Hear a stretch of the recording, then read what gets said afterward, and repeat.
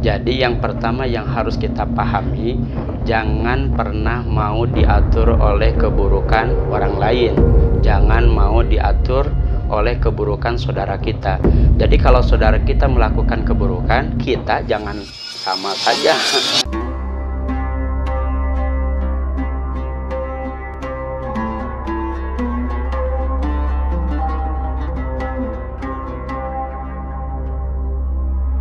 Assalamualaikum warahmatullahi wabarakatuh. Waalaikumsalam warahmatullahi.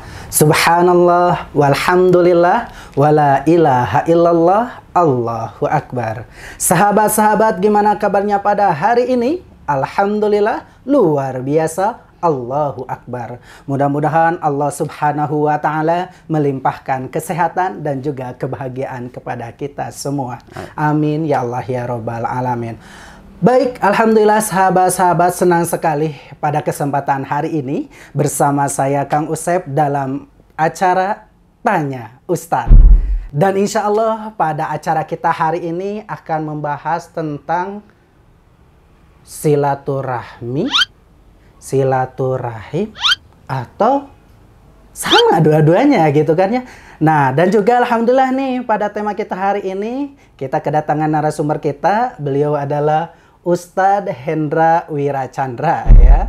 Mari kita sama-sama sapa. Assalamualaikum warahmatullahi wabarakatuh Ustadz. Waalaikumsalam warahmatullahi wabarakatuh. Alhamdulillah Ustadz, gimana kabarnya hari ini Ustadz? Alhamdulillah sehat. Alhamdulillah Ustadz, hari ini kelihatan agak letih gitu Ustadz. Masya Allah, Masya Allah. Sehat insya Allah. Oh insya Allah sehat ya. Masya Allah. Baik Ustadz. Banyak sekali nih Ustadz kan ya yang berbeda pendapat, bahkan berdebat nih. Ini masalah nih silaturahmi, harusnya itu silaturahim. Bukan silaturahim, tapi silaturahmi. Nah, menurut Islam itu sendiri atau kaidah yang sesungguhnya, apakah yang benar itu silaturahmi ataukah silaturahim, ataukah emang benar dua-duanya juga sama Ustadz? Ya, baik. Yang pertama, kalau berbicara tentang istilah, dua istilah yang memang sering dipertanyakan oleh orang banyak. Betul. Ya, apakah memang yang betul itu silaturahim atau silaturahmi? Sebetulnya dua-duanya juga sama. Kalau penyebutan silaturahim mungkin itu menggunakan bahasa Arab. Kalau bahasa Indonesianya disebut dengan silaturahmi. Tapi kalau misalkan berbicara tadi, menurut kaidah bahasa Arabnya yang betulnya tuh yang mana? Yang betul adalah silaturahim. Silaturahim. Silaturahim itu kan terdiri dari dua kata, silah dan rahim.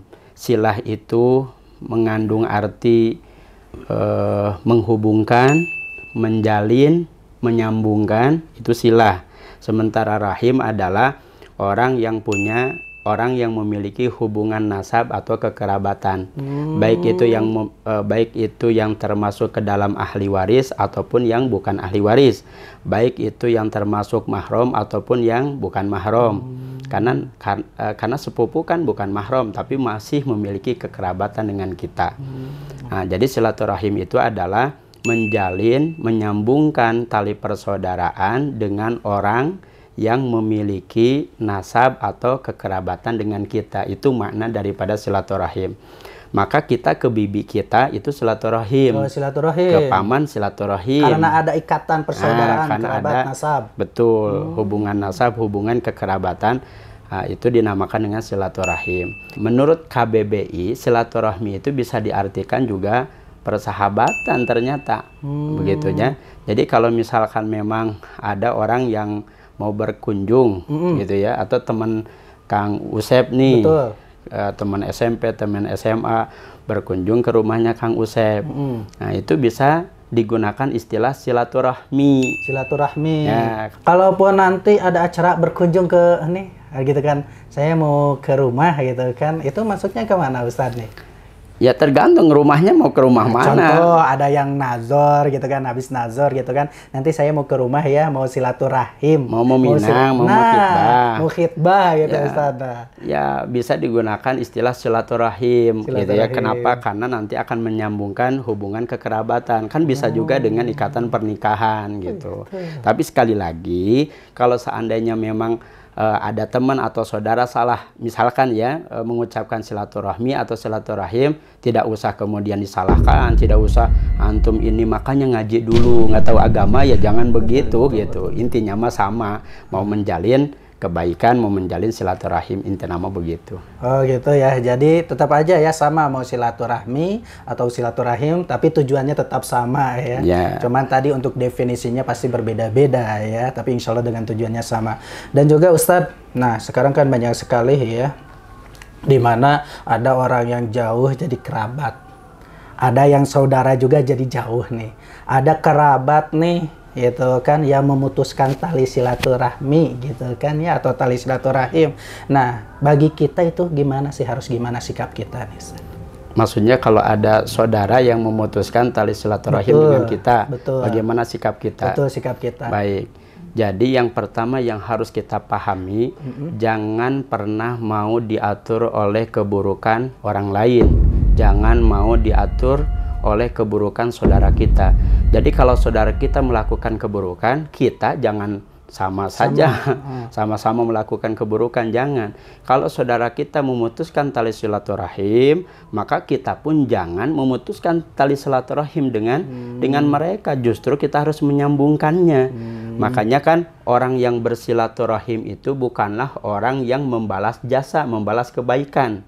Seperti misalkan ada orang yang berbuat baik kepada kita, kita juga berbuat baik kepadanya, maka itu tidak dikatakan silaturahim. Pada hakikatnya silaturahim itu adalah orang yang bersilaturahim ketika dia diputuskan silaturahminya, maka dia menyambungkannya. Itu makna hakikat daripada silaturahim yang sebenarnya gitu. Jadi artinya kalau seandainya memang ada saudara kita yang memutuskan tali silaturahim, jangan ikut-ikutan malah memutuskan tali silaturahim. Oh, jangan sampai 11-12 ya. 11-12. Ya 11-12 sama itu menghindar, asal juga sama-sama menghindar gitu ya. Jangan, betul. Masya Allah, menarik sekali ini sahabat-sahabat nih. Ustadz, termasuk dari ini juga nih Ustadz ya, kerabat gitu. Apalagi sekarang udah mulai ramai juga nih Ustadz ya. Apalagi tentang waris nih Ustadz lah. Ada yang dimana orang tuanya diusir, ada orang tuanya dipenjarakan, ada orang tuanya diadili gitu kan perihal itu. Nah itu kan sama saja dengan memutuskan tali silaturahim nih Ustadz nih. Nah dampaknya nih Ustadz terhadap anak yang seperti itu Ustadz gimana nih Ustadz? Memang banyak sekarang fenomena anak yang memutuskan tali silaturahim dengan orang tua ya. Na'udzubillah tsumma na'udzubillah kalau seandainya memang terjadi kepada kita. Semoga Allah Subhanahu wa Ta'ala senantiasa melindungi, menjaga kita daripada hal yang demikian. Hanya saja kalau seandainya memang terjadi demikian, ada seorang anak yang memutuskan tali silaturahim dengan orang tuanya, ini hati-hati. Kenapa?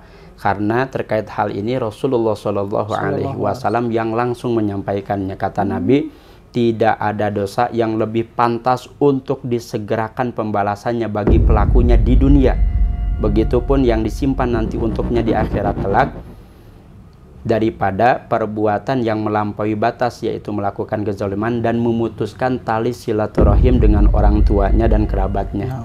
Hadis riwayat Abu Dawud, Tirmidzi dan Ibnu Majah gitu ya. Jadi bukan hanya sekedar di akhirat, di dunia saja sudah Allah tampakkan tuh gitu ya balasannya tuh. Jadi harusnya dengan orang tua itu jangan sampai kemudian disakiti, apalagi hanya sekedar harta ya. Karena harta mah bisa dicari, tanpa kemudian kita mendapatkan warisan pun harta itu bisa dicari gitu ya.